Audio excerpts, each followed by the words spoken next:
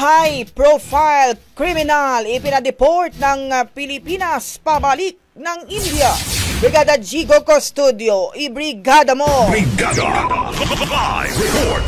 Matagumpay na naipadeport ng gobyerno ng Pilipinas ang isang kilalang pugante na may kaugnayan sa terorismo at organisadong krimen sa India.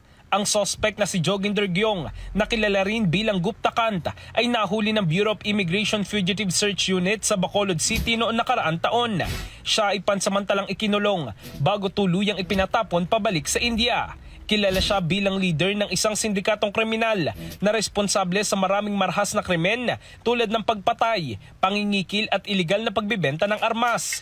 Isa sa kanyang pinakakilalang krimen ay ang pagpatay kay Jaidev Sharma noong 2017 bilang paghihiganti sa pagkamatay ng kanyang kapatid sa isang engkwentro laban sa pulisya.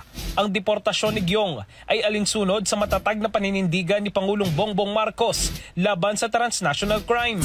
Pinatitibay nito ang pangako ng Pilipinas sa pandaigdigang seguridad at kooperasyon sa pagpapatupad ng batas. In the heart of changing lives, ito si Brigada Jigo Custodio ng 15.1 Brigada News of Manila, The Music and News Authority. Brigada! Ang bahaging ito ay hatid sa atin ng Mom's Love ES1 Capsule. Simulang tuparin ang pangarap ng iyong anak. And starting now!